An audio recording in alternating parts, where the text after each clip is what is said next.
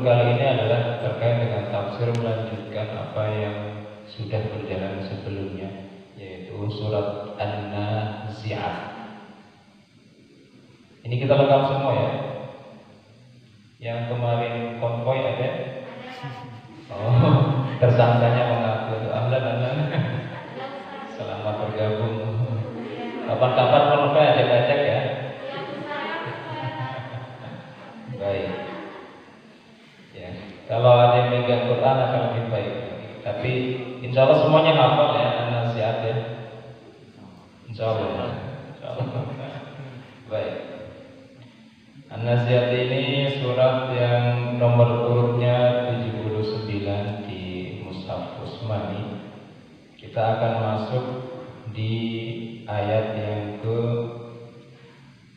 berapa berarti? 27. Langsung ke 27, nanti silahkan menyimak ayat sebelumnya. Tapi ringkasannya An-Nazi'at ini berbicara tentang sifat-sifat malaikat. Wan nazi'at, An-Nazi'at itu dari kata bahasa Arab naza'a yanzi'u naza'. Artinya adalah mencabut, malaikat yang pencabut nyawa. Jadi pembukaan surat saja sudah berbicara tentang kematian. Baik, ringkas saja. Pada pembukaan ayat, pembukaan surat berbicara tentang malaikat, bagaimana kemudian ada tugas-tugasnya, ada pencabut nyawa orang mukmin, pencabut nyawa orang kafir, kemudian ada juga tugas yang bermacam-macam. Setelah itu beralih ke yauma tarjifurajifah, berbicara tentang hari kiamat. Baru kemudian setelah itu berbicara tentang bagaimana orang-orang yang tidak beriman. Kemudian di sini tentang kesombongan. Rekan-rekan semuanya, pada ayat yang ke-27 ini dia berbicara menggarisbawahi ayat sebelumnya tentang Fir'aun.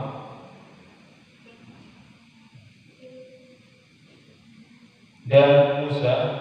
Kemudian setelah itu a'antum asyaddu khalqan amis sama banaha. Apa ini? A'antum asyaddu khalqan amis sama banaha. Apakah kalian wahai umat manusia itu makhluk yang sulit diciptakan atau langit yang sulit Allah ciptakan? Jadi kalau kita bandingkan diri kita dengan langit itu kira-kira besaran siapa? Langit kan ya. Semuanya memiliki tingkatannya. Di sini untuk mengingatkan pada kita betapa kecilnya diri kita.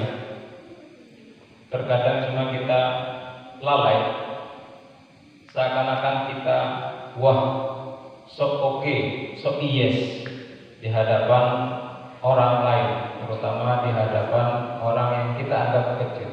Maka di sini diingatkan, antum asyaddu khalqan amis sama bana. Kalian itu kira-kira lebih besar siapa daripada langit yang pernah aku ciptakan, kata Allah.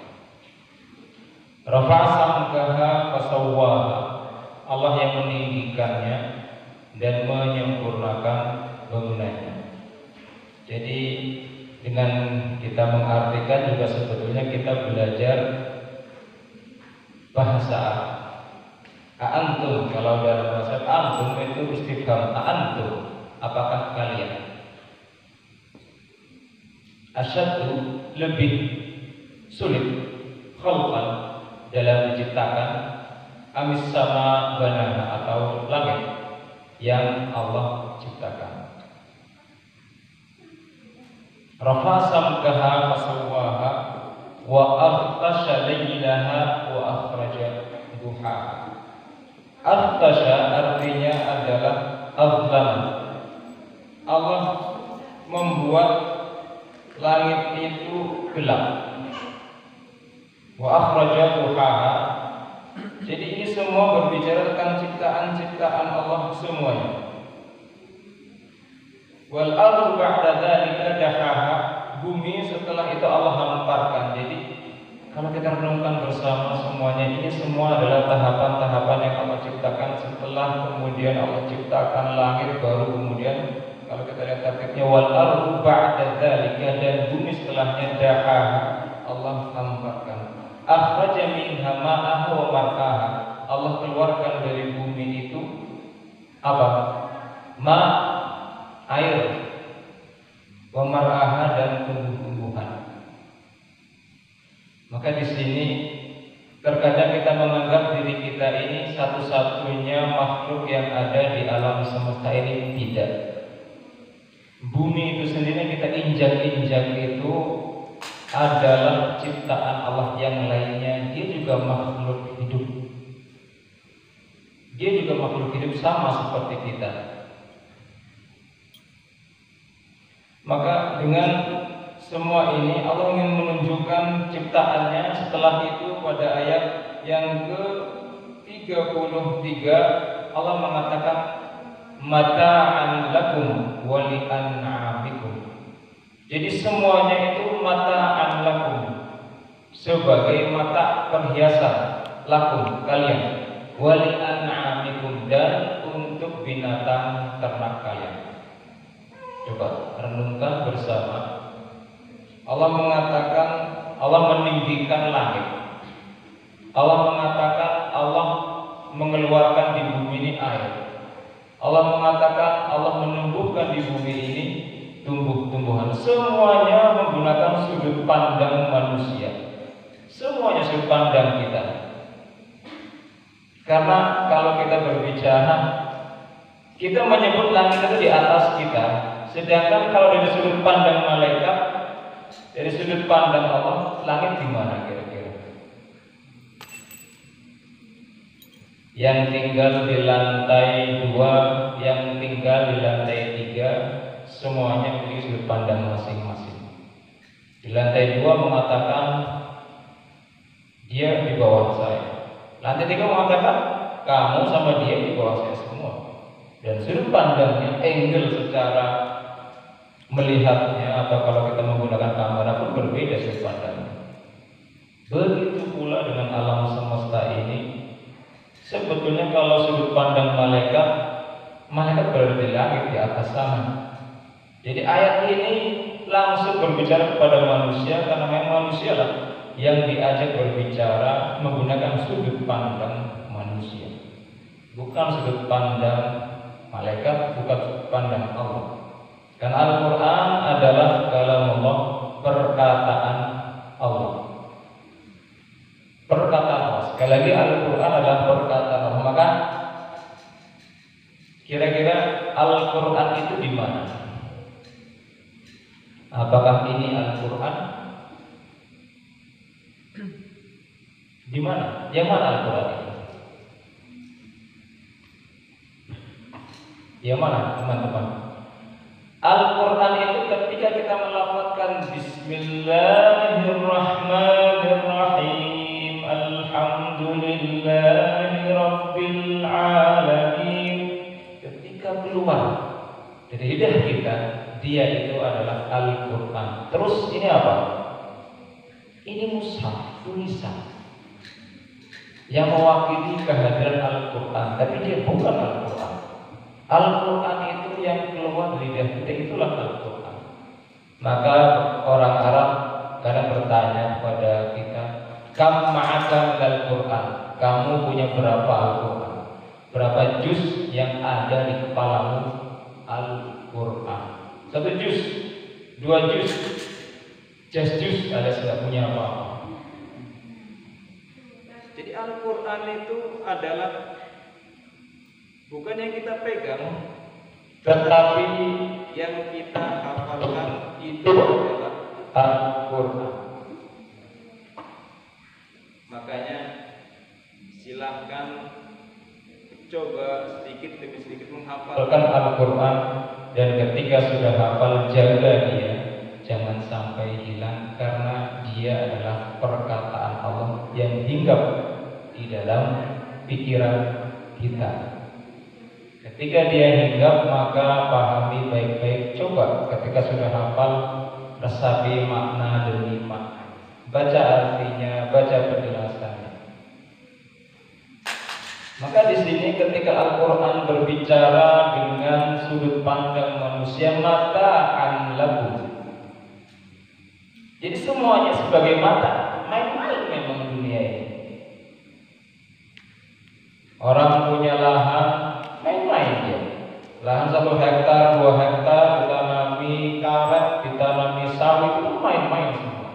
Mata'an lakum wa li an'amikum. Dan untuk main-main untukmu, perhiasan untukmu, dan juga untuk binatang ternakmu. Semuanya main-main. Tapi ingat, silahkan kau main-main sepuas-puasnya dengan lahanmu, kekayaanmu, binatang yang engkau pelihara. Ada yang melihara kuda, 1 kuda harganya 1,5 M. Ada yang melihara burung hias, 1 burung harganya 100 juta. Macam-macam, silahkan kau main-main. Tapi ayat selanjutnya 34 mengatakan fa'idza ja'atit thammatul kubra. Tapi ingat ketika datang Tomah di sini adalah hari kiamat nanti. Yauma yatadzakkarul insanu ma sa'a. Silahkan adik-adik main-main, tapi ketika datang waktu untuk berhitung, ya kita hitung rame-rame, hitung masing-masing. Hitung apa yang sudah adik-adik kita semua lakukan selama 4 tahun, kemudian barulah itu akan keluar. Oh, nilai saya baik atau tidak. Itu masih di kampus ini. Belum dalam masalah kehidupan kita dari lahir sampai mati. Fa'idza ja'atit thammatul kubra. Jadi silahkan main-main, termasuk di sini kita juga main-main. Ada peraturan, harus patuh, harus berkumpul. Kemarin dikumpulkan oleh kakak kelasnya untuk ospek, ada hukuman macam-macam. Itu permainan semuanya, tapi permainannya disepakati bersama. Yang paling penting adalah fa'idza ja'at thammatul kubra. Ada waktu untuk nanti kemudian semuanya berakhir. Kita semua harus mempersiapkan hal itu. Kemudian ini semua ayat ini berbicara tentang keindahan daripada yang ada di bumi ini, tapi untuk mengingatkan kepada kita semuanya, yang kita terima itu semuanya akan dihitung, dihisab. Silahkan bermain-main sepuas-puasnya, silahkan menikmati dunia sepuas-puasnya, tapi siap-siaplah untuk nanti kemudian semuanya mendapatkan hisab. Itu yang dapat kita petik dari beberapa ayat yang ada di hadapan kita. Tapi yang paling dapat kita simpulkan melalui ayat ini, setidaknya ada satu hal pada penutupan surat ini, yaitu ketika setelah selesai berbicara tentang hari kiamat Tomah tadi, kemudian ayat ini berganti yas'alunaka 'anis sa'ah. Jadi orang-orang kafir ini yas'alunaka, bertanya kepada engkau wahai Muhammad 'anis sa'ah, tentang hari kiamat.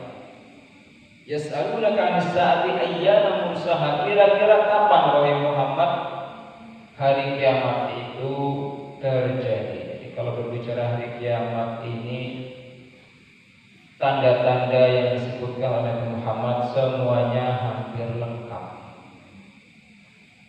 Wanita, laki-laki yang mulai tidak ada batasannya, kemudian aurat yang dapat kita lihat dengan sangat mudah. Wanita membuat aurat dimanapun kita melihat, membuka televisi, membuka media elektronik, langsung ada buka-buka aurat. Itu salah satu tanda-tanda hari kiamat.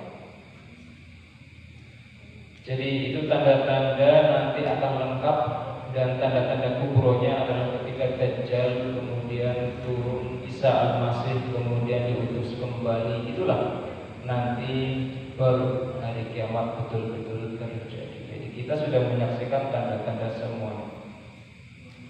Maka yang paling penting di sini adalah Adik-adik silakan berdoa, jangan sampai kita menangi hari kiamat. Kenapa? Fitnah Dajjal, kita selalu berdoa di setiap sholat kita, ya Allah lindungilah kami semuanya min syarri fitnatil Masihid Dajjal. Dajjal itu bukan simbol, dia nama, dia betul-betul akan hadir pada waktunya nanti. Dan dia bisa menghidupkan orang yang mati, dan dia mengaku Tuhan. Kalau kita tidak memiliki iman, kita bisa beriman kepada dia, dan kita akan menjadi kafir pada waktu kita mengatakan Engkau adalah Tuhan. Hanya satu kata kemudian merubah semuanya. Nah, saat hari kiamat itu pasti akan terjadi, tapi dia dirahasiakan fima anta min dzikra. Kata Allah, untuk apa kemudian engkau menceritakan pada orang kafir itu kapan hari kiamat terjadi? Tidak juga bermanfaat kalau seandainya orang yang tidak percaya hari akhir kemudian diberitahu tanggal lainnya berapa. Tidak bermanfaat. Kenapa? Karena innama anta mundziru man yakhsha. Nabi Muhammad hanya diperintahkan untuk mengingatkan bagi mereka yang takut akan hari kiamat. Kita sudah cukup melihat bagaimana ada tsunami di Aceh dahulu kala, sudah meluluh lantakkan satu daerah Aceh rata. Kita sudah cukup bagaimana gempa bumi meluluh lantakkan daerah-daerah Indonesia. Itu semuanya masih kecil, sedangkan kiamat itu lebih besar daripada itu semuanya. Maka tugas Nabi hanya mengingatkan siapa yang takut hari kiamat. Liman yakhsha. Itulah sedikit tentang hari kiamat dan apa saja yang disampaikan surat ini. Karena penutup surat ini mengatakan ayat 46, Ka'annahum yawma yarawnaha lam yalbathu illa ashiyatan aw duha. Jadi ketika kita sudah mati nanti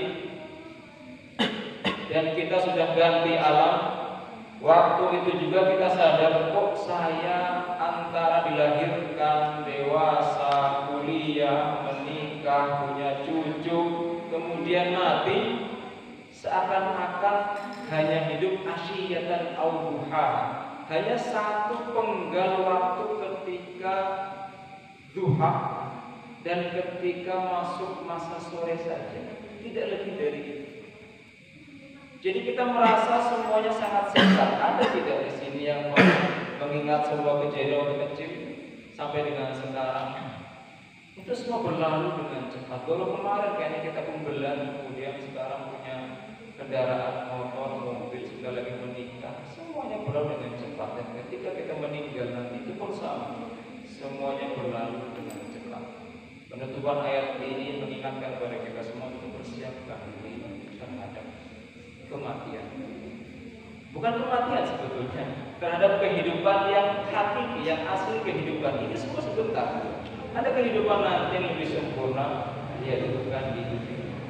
Billahi taufiq wal hidayah. Wassalamualaikum warahmatullahi wabarakatuh.